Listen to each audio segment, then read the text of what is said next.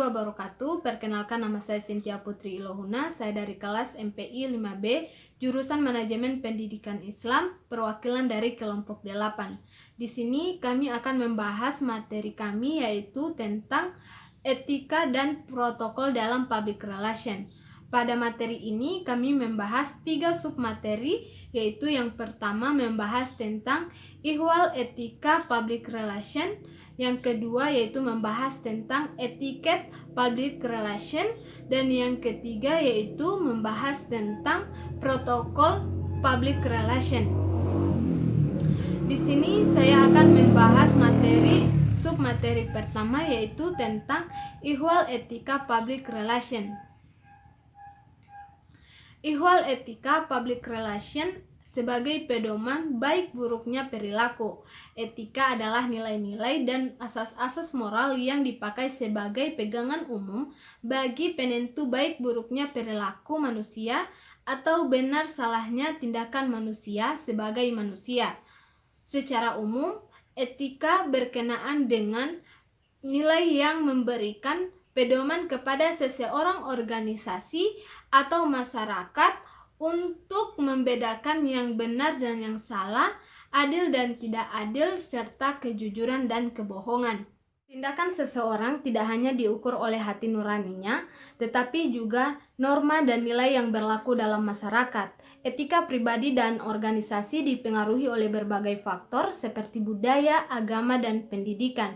Etika yang baik sangat penting dimiliki oleh seorang public relation karena segala tindakannya dan sikap yang dilakukannya oleh seorang public relation menyangkut citra perusahaan atau organisasi. Oleh karena itu, seorang public relation dalam melakukan tindakannya harus berdasarkan etika. Menurut Lena Satlita dalam tulisannya yang berjudul Protokoler dan Etika PR, etika public relation merupakan kemampuan dalam hal kesadaran etis, berpikir secara etis, berperilaku secara etis, dan kepemimpinannya yang etis. Perilaku dapat dikatakan etis apabila memiliki good moral atau moral yang baik dan good manner, atau perilaku, sikap, etika moral, dan tata krama yang baik dalam berhubungan dengan publik. Beberapa contoh etika seorang public relation antara lain yang pertama menjaga citra dan nama baik perusahaan, yang kedua menjaga hubungan baik dengan publik, yang ketiga menjaga perilaku dan sikap, dan yang keempat menjaga cara berkomunikasi dengan publik, dan yang kelima menjaga kerahasiaan perusahaan. Public relation atau dalam bahasa Indonesia ialah hubungan masyarakat atau huma, adalah seni menciptakan pengertian publik yang lebih baik sehingga dapat memperdalam kepercayaan publik terhadap suatu individu atau organisasi. Menurut IPRA, International Public Relation Association, public relation adalah fungsi manajemen dari ciri yang terencana dan berkelanjutan melalui organisasi dan lembaga swasta atau publik untuk memperoleh pengertian, simpati, dan dukungan dari mereka yang terkait atau mungkin ada hubungannya dengan penelitian opini publik di antara mereka. Beberapa pendapat di atas, maka dapat dijelaskan bahwasanya pengertian public relation sendiri mencakup kepada arti yang pertama, public relation itu adalah suatu proses komunikasi. Yang kedua, public relation adalah filsafat sosial manajemen ketika mengambil keputusan bagi kebijaksanaan. Yang ketiga, dalam prakteknya public relation itu menjalankan fungsi dari manajemen, yaitu planning, organizing, actuating, dan controlling. Yang keempat, dilihat dari prosesnya, maka public relation mempunyai 2 bentuk kegiatan, yaitu internal public relation dan external public relation.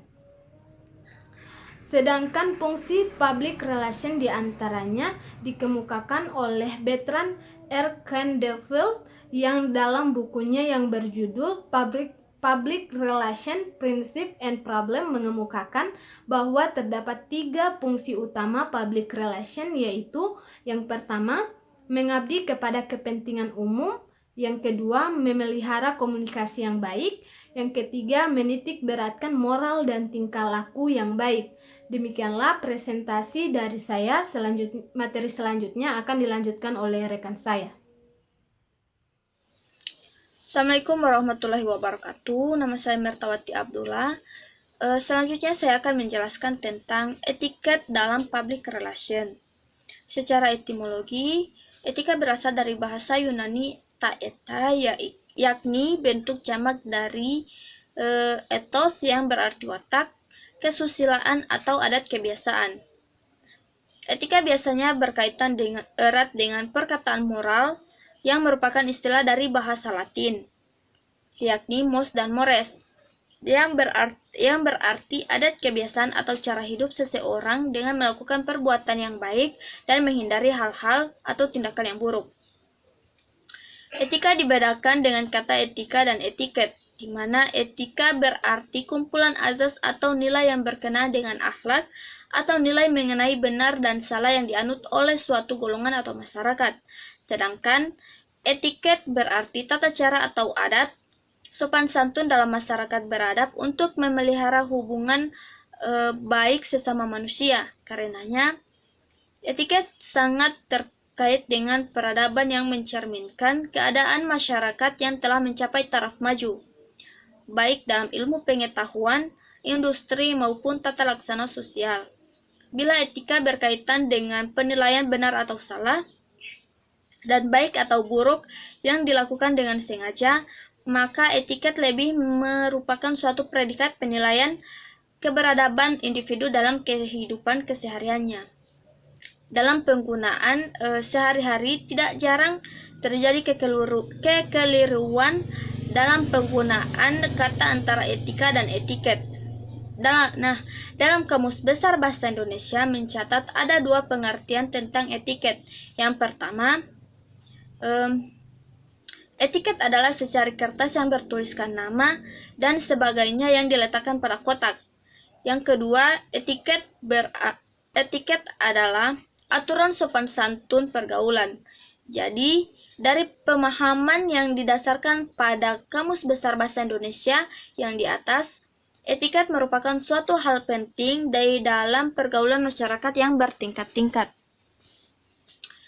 Etika dalam public relation merupakan salah satu bagian dari etika profesi, sedangkan etika profesi sendiri ini merupakan bagian dari etika sosial.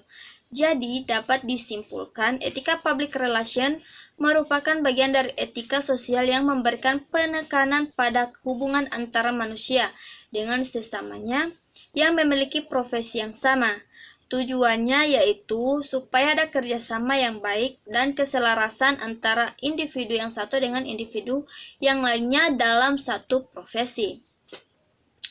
Adanya etika public relation ini diharapkan ada keselarasan yang dapat menimbulkan kerjasama yang baik antara individu-individu yang ada pada lingkup public relation dan meningkatkan profesionalisme praktisi public relation. Public relation ini merupakan fungsi manajemen untuk mencapai target tertentu yang sebelumnya harus mempunyai program kerja yang jelas dan rinci, mencari fakta, merencanakan, mengkomunikasikan, hingga mengevaluasi hasil-hasil apa yang telah dicapai. Pada dasarnya, kegiatan public relation ini dilakukan untuk menunjang kegiatan manajemen dalam mencapai tujuan organisasi dengan membina hubungan yang harmonis dengan publiknya, baik publik internal maupun publik eksternal. Oleh karena itu, public relation ini sangat membutuhkan komunikasi untuk merealisasikan kegiatannya. Hubungan timbal balik antara organisasi dengan publiknya merupakan prinsip yang harus dijalankan. Komunikasi ini tidak bisa dilepaskan dari kegiatan public relation karena public relation membutuhkan komunikasi untuk menunjang kegiatannya dalam rangka mendukung fungsi dan tujuan manajemen dengan meningkatkan pembinaan kerjasama dan pemenuhan kepentingan bersama. Mungkin hanya itu yang bisa saya jelaskan. Selanjutnya diserahkan kepada rekan saya. Saya akan melanjutkan pemaparan materi terakhir yaitu protokol public relation. Efektivitas kerja adalah penyelenggaraan penyelesaian pekerjaan tepat pada waktu yang telah ditentukan, di mana pelaksanaan suatu tugas dinilai ataupun tidak itu sangat tergantung bila mana diselesaikan dan tidak, terutama menjawab pertanyaan bagaimana cara melaksanakan beserta biaya yang telah ditentukan. Untuk itu, tugas protokol yaitu menentukan keberhasilan atas kegiatan yang akan dilaksanakan oleh suatu organisasi ataupun institut. Di samping itu, protokol juga merupakan bagian yang melekat dari aktivitas pemerintahan dan mewarnai budaya kerja, terutama bagi petugas protokol yang sangat dekat dengan perannya di dalam mendukung kepemimpinan, baik di tingkat lokal maupun di tingkat nasional. Diperlukan adanya protokol ini di dalam lembaga pemerintahan atau perusahaan adalah karena protokol itu menentukan terciptanya suasana yang bisa berpengaruh atas keberhasilan acara dibuat oleh perusahaan tersebut. Nah, selain itu dapat menciptakan tata pergaulan yang mendekatkan satu sama lain dan bisa menerima semua pihak. Dalam proses publikasi informasi kegiatan pemimpin ke website Biro Humas dan Protokol Setda Aceh, di bagian pengelolaan informasi, publikasi, dan analisis tidak terdapat kendala yang signifikan, hanya kendala-kendala kecil seperti koneksi jaringan dan lain sebagainya. Namun, yang menjadi kendala untuk sub-sub bagian peliputan dan hubungan media massa salah satunya yaitu kekurangan transportasi. Salah satu faktor pendukung dari bagian pengelolaan informasi publikasi dan analisis dalam menjalankan Biro Humas dan Protokol Setda Aceh mendapatkan informasi tentang kegiatan pemimpin langsung dari tangan pertama. Nah, kemudian ada 4 kategori peran humas menurut Zoid dan Rom dalam Ruslan 2008. Yang pertama yaitu sebagai penasihat ahli, yang kedua sebagai fasilitator komunikasi, yang ketiga sebagai fasilitator pemecahan, dan yang keempat adalah sebagai teknis komunikasi. Nah, tata ruang kantor ini merupakan salah satu faktor yang dapat membuat pegawai maupun karyawan merasa nyaman dan optimal dalam melakukan suatu pekerjaannya.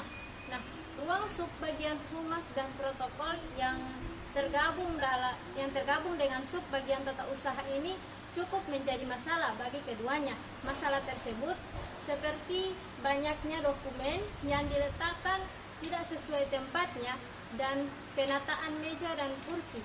Bagian humas dan protokol itu telah menciptakan sistem manajemen humas pemerintahan dan iklim kondusif serta dinamis untuk kelancaran pelaksanaan tugas kehumasan melalui perannya membangun citra dan reputasi positif pemerintah, nah membangun opini publik, menampung dan mengelola pesan dan aspirasi masyarakat, mengklarifikasi data dan informasi yang berkembang di sebuah masyarakat serta mensosialisasikan kebijakan dan program kebijakan pemerintah. Sejak adanya perkembangan teknologi informasi, bagian humas dan protokol tidak disepelekan lagi dan tidak dianggap buangan pemerintahan. Pelaksanaan informasi humas di bagian humas dan protokol telah berjalan setelah pelayanan humas menggunakan teknologi informasi. Baik, itulah pemaparan materi dari